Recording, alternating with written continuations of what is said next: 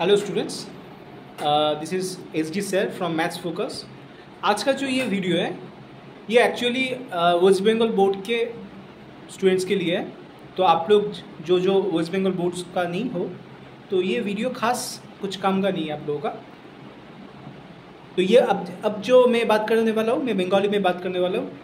तो যারা যারা ওয়েস্ট বেঙ্গল বোর্ডে আছিস, ইংলিশ মিডিয়ামে আছিস বা বেঙ্গলি মিডিয়ামে আছিস, তারা জানিস এবছর ক্লাস 11th থেকে সেমিস্টার সিস্টেম শুরু হয়ে যাচ্ছে। ফার্স্ট সেমিস্টারে তোদের এমসিকিউ বেসড। দেখ, তোদের মধ্যে অনেকে আছে যাদের একটা কনফিউশন আছে, ঠিক আছে, আবার অনেকে আছে যে সব জানতা গামছাওয়ালা, ঠিক আছে। তো তোদের এইটুকানি আমি বলবো, যে মজা করে বললাম সব জানতা গামছাওয়ালা, তোরা সবাই কনফিউজ আমি জানি। ছাত্রছাত্রীদের জন্য এইটুকুনি আমি বলতে পারি, দেখ সেমিস্টার সিস্টেম আগেও ছিল, এখনও আছে এবং ভবিষ্যতেও থাকবে। আগে কোথায় ছিল? কলেজে ছিল, ঠিক আছে। কলেজে যখন ম্যাথস অনার্স আমরা পড়তাম তখন সিবিসিএস সিস্টেমে ছিল, যাই হোক সেসব বাদ দে। তো টেকনিক্যাল ওরিয়েন্টেড কলেজগুলোতে রয়েছে, ঠিক আছে।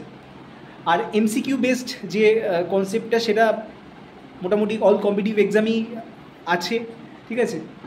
তো তোদের ক্ষেত্রে ক্লাস 11 স্টুডেন্টের ক্ষেত্রে প্রথমবার তোরা একটা পার্ট এমসিকিউতে পরীক্ষায় দিবি, তাই তো।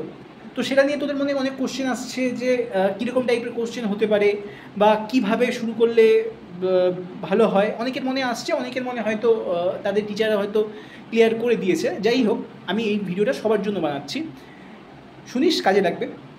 সেটা হচ্ছে যে দেখ, আমার মনে হয় ব্যক্তিগতভাবে যে এমসিকিউ বেসড যে কোশ্চেন্সগুলো বা যে পরীক্ষাগুলো হয় না, সেগুলো কিন্তু শুধুমাত্র এমসিকিউর ওপর ভিত্তি করে পড়াটা আমাদের ঠিক না, ঠিক আছে। অনেকেই তোরা করছিস বা আমি শুনেছি বা আমি দেখলাম যে তোরা এমসিকিউ মানে শুধু হয়তো এমসিকিউ বেসড কোশ্চেনগুলোর ওপর বেশি নজর দিচ্ছিস। কিন্তু আমি বারবার বলছি, আমার দীর্ঘ পড়ানোর অভিজ্ঞতা থেকে আমি যতটুকু দেখেছি, যে সমস্ত বা পড়িয়েছি বা গাইড করেছি, যে সমস্ত এক্সামসগুলো কম্পিটিটিভ মানে এমসিকিউ বেসড হচ্ছে, ঠিক আছে, যেটা তোরা ফার্স্টবার দিবি 11th-এ, সেই সমস্ত ম্যাথসের ক্ষেত্রে আমি বলছি, ম্যাথসের ক্ষেত্রে অনেক সময় এমসিকিউ বেসড কোশ্চেন থেকেও আসে, অনেক সময় লং টাইপ কোশ্চেন থেকেও এমসিকিউর প্যাটার্নে দিয়ে দেয়।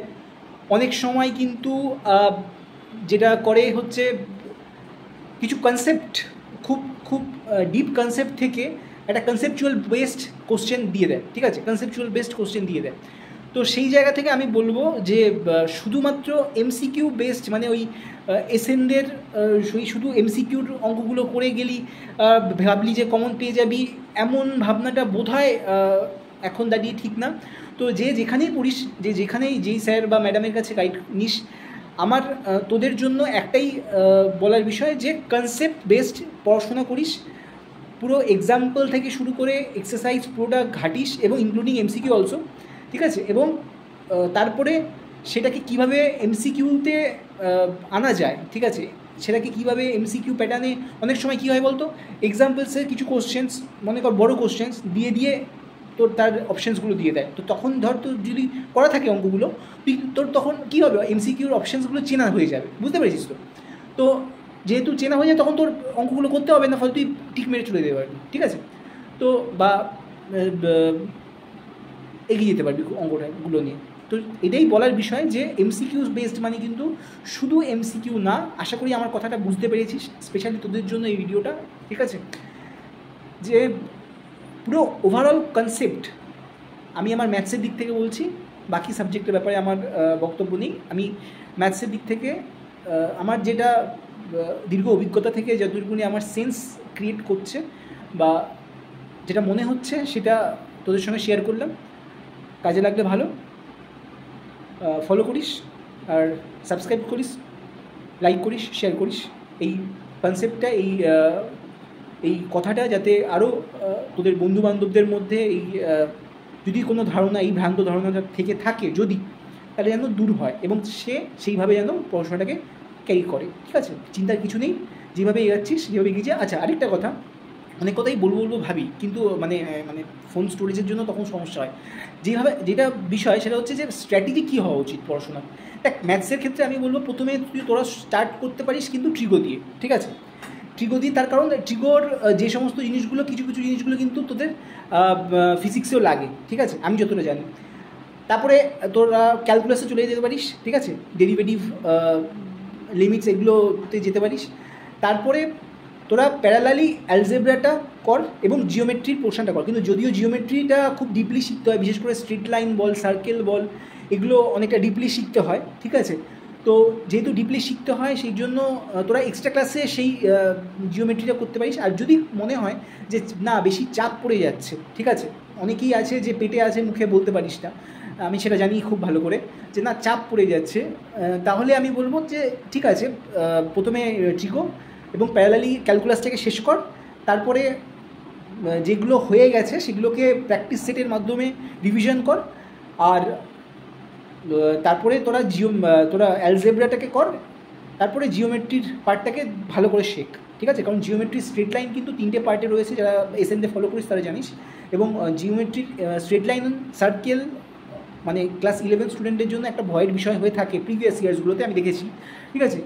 আমি চেষ্টা করব যে এই স্ট্রেট লাইন্স আর বা এই জিওমেট্রি যে প্রবলেমসগুলো মানে যে চ্যাপ্টার্সগুলো ভয়ের মধ্যে থাকে সবগুলো পড়ানো সম্ভব না, কারণ আমার নিজস্ব ব্যাচ আছে, মানে নিজস্ব পড়ানো আছে। তো যেগুলো ভয়ের বিষয় হয়ে থাকে সেগুলোকে যতটা সম্ভব তোদের কাছে সহজভাবে তোলা যায়, ঠিক আছে, তোদের কাছে সহজভাবে আনা যায়, ঠিক আছে। দেখ, ইংলিশ ভার্সন বা হিন্দি ভার্সন বা বেঙ্গলি ভার্সন এরকম কোনো ব্যাপার নেই। আমি হিন্দি ভার্সনে স্টার্ট করেছি লেকচারগুলো বলা, তার কারণ যাতে আরও মানুষের কাছে পৌঁছায়, যারা ওয়েস্ট বেঙ্গলের না তাদের কাছেও পৌঁছায়, এবং যারা ওয়েস্ট বেঙ্গলে তাদের কাছেও পৌঁছায়, ঠিক আছে। কারণ হিন্দি ভাষাটা আমরা সবাই মোটামুটি বুঝতে পারি, ঠিক আছে। তো জানি যে লাস্ট কতগুলো লেকচারসে হিন্দি খুব খারাপ হচ্ছে, স্বাভাবিক, বুঝতেই পারছিস আমার হিন্দি কত ভালো, তবে চেষ্টা করছি হিন্দিটাকে ইমপ্রুভ করার। আর যে কোনো প্রবলেম হলে নির্দ্বিধায় আমাকে যোগাযোগ করিস, হোয়াটসঅ্যাপ নাম্বার আছে।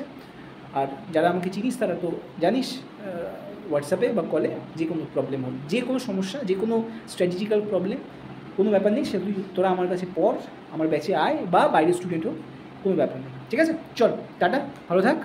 আর অ্যাকচুয়ালি ডেলি এক্সাম মানে ভিডিওটা আপলোড করতে পারছিলাম না, তার কারণ হচ্ছে আমার একটু অ্যাক্সিডেন্টের মতো হয়েছে পায়ে, যাই হোক। আর মেন হচ্ছে তোর ফোন নিয়ে একটু প্রবলেম হচ্ছিল, আর কিছু না, ঠিক আছে। মানে ফোনের স্টোরেজ, মানে অনেক সময় কী হয় বলতো, মানে ভিডিও করলাম করে তারপরে যখন সেভ করতে যাচ্ছি তখন দেখি স্টোরেজ ফুল। জানিস যারা আমার পুরোনো স্টুডেন্ট তারা খুব ভালো করে জানিস আমার ফোনটা